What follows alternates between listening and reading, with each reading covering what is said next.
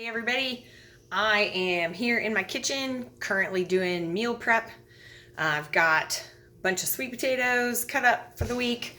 I'm about to cook some Jennie-O ground turkey. I've got some chicken on the stove, all cut up into just little kind of tiny chunks. The only thing I'm seasoning that with this week is some salt and pepper because I'm actually about to put some of it on this awesome cauliflower crust pizza that I'm making for the kiddos.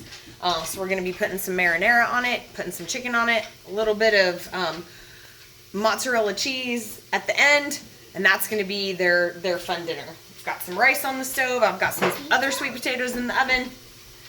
And it got me to thinking, actually, about what the main point of this is. And I noticed it last night when we were going out to dinner. And it's demonizing foods as good or bad, right? So like most people when they're starting a diet, they'll be like, oh, vegetables are good for you, I should eat only vegetables. And they'll say, oh, potatoes are bad, I shouldn't eat any potatoes, or pasta is bad, or cereal is bad, or any of those things, and they won't eat them, or they won't eat pizza, or they won't eat they won't eat pizza? That's just... Or they won't eat like a cupcake or something like that. And the point is, we shouldn't ever be demonizing foods as good or bad. From a food quality standpoint, yes, there are foods that are bad for us that we shouldn't eat. McDonald's, for one. A lot of our fast foods aren't the greatest. They have a lot of chemical additives, preservatives, and things of that nature in them. Lots of trans fats, which are really, really bad for our overall health. However, I do not feel as though you can't kind of splurge every once in a while, right, and have some of that stuff. And then, hey, I'm a huge fan of cake, cupcakes, cookie cake especially, all of those kinds of things.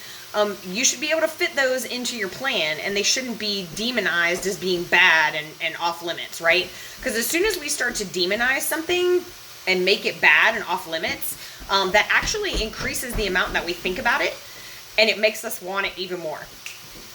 And so, you know, if you say, oh, I can't have cookies, oh, I can't have cupcakes, oh, I can't have a piece of pizza every once in a while or something like that, you're just going to make yourself think about it more and more and more and more, and you're just going to want it more and more and more and more until the next thing you know, you're eating an entire pizza all by yourself, or you're eating half of a cake, or you're eating a whole pint of ice cream, and all of that kind of stuff. And so you just want to make sure that you find balance in whatever you're planning to do, so that you're not leaving yourself feeling deprived, and so that you're also able to enjoy life, right? The last thing you want to do is go to your family's Thanksgiving or Christmas celebration or somebody's birthday party and be like, oh, I'm on a diet, I can't eat that cake.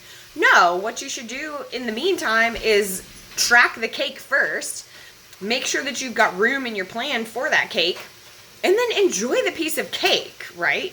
And maybe eat more vegetables throughout the day before that to kind of make up for the fact that you're having cake. Okay.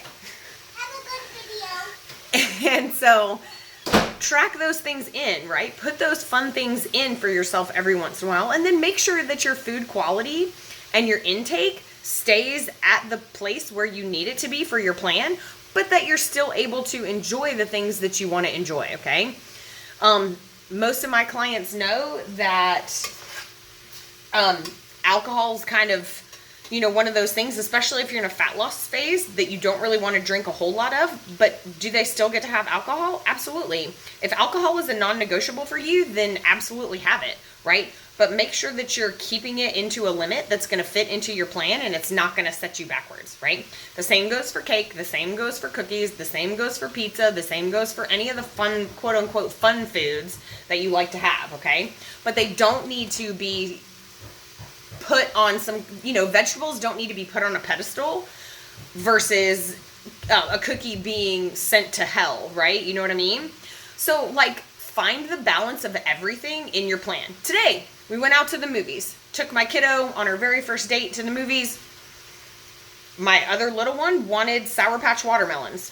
We do not eat candy very often because candy is definitely not good for you, and it has all kinds of things in it that you shouldn't eat. But guess what?